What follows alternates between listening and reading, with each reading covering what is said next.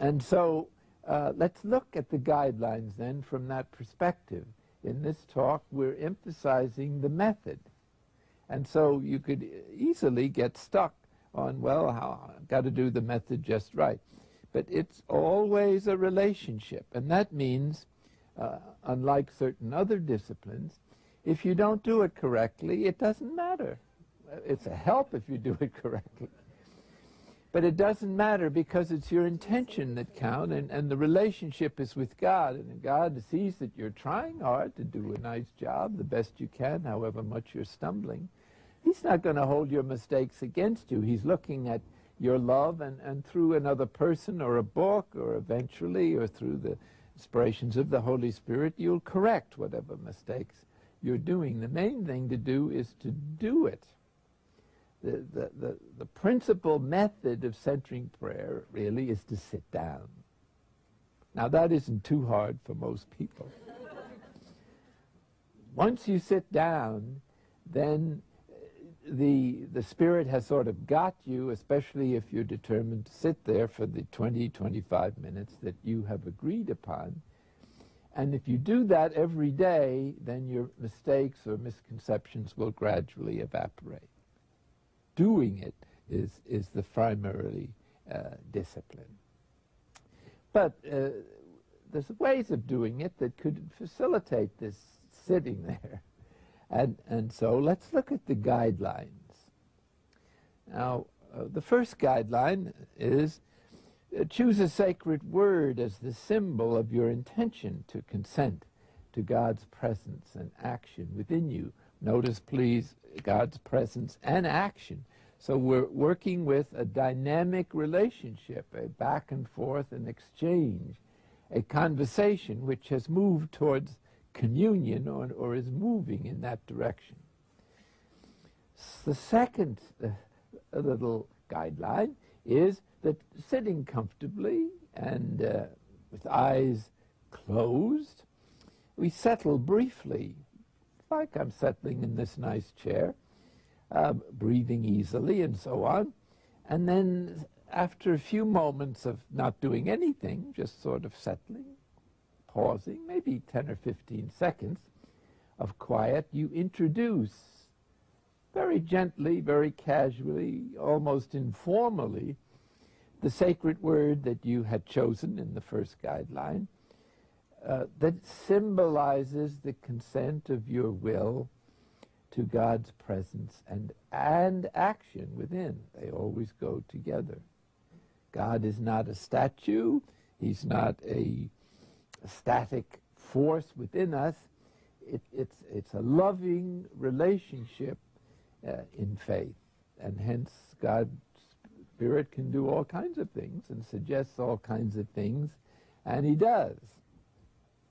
The third guideline is, when engaged with your thoughts, return ever so gently to the sacred word.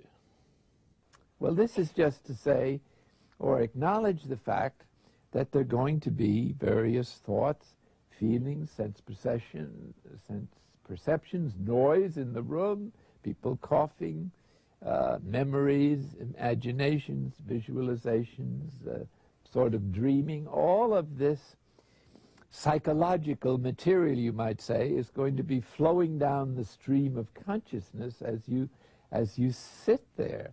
And we say that it's inevitable, integral, and normal.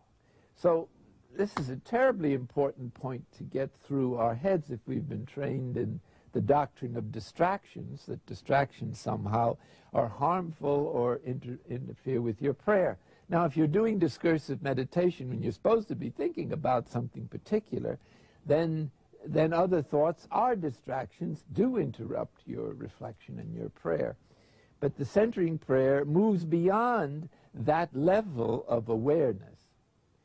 And it's designed to disregard the ordinary thoughts or activities of our psychological day-to-day awareness. So you're not on the level that you're usually on in discursive meditation. And hence, we just disregard this thought, or these thoughts which are more like noise in the street or background music at the supermarket that you put up with but pay no attention to. But it's important not to resist these thoughts. In other words, it's important to have a joyful attitude towards the thoughts, a friendly attitude towards the most dreadful thoughts.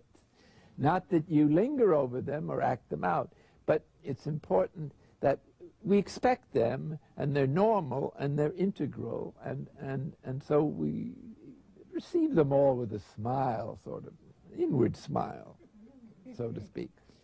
A jolly attitude is recommended. Here they go again, that sort of thing. Ha, ha, ha. Reason for that is that any emotional frustration or annoyance or distress or grief is not appropriate, because that is another kind of thought. Because it's emotionally charged, it's more of a hindrance to entering into interior silence, which is the proximate goal of this prayer, than any number of casual thoughts that go by. So as soon as you're annoyed, you have a second thought, which is much more disturbing than the first one. And so there really is great wisdom in taking for granted there's going to be lots of thoughts and endless thoughts, and that with practice you can disregard most of them. Finally, and there wouldn't be time in an introductory workshop to do this, but it's crucial to have some kind of follow-up. Some kind of follow-up. You can only say so much in a 6-hour workshop, and all that the ordinary person can get is barely to get the 4 principles. So it's very helpful to have some kind of, like a 6 weeks program to follow it up, using either the first 6 tapes, if you've got those, or to read the 6 chapters out of Open Mind and Heart and study them together. That gives the principle.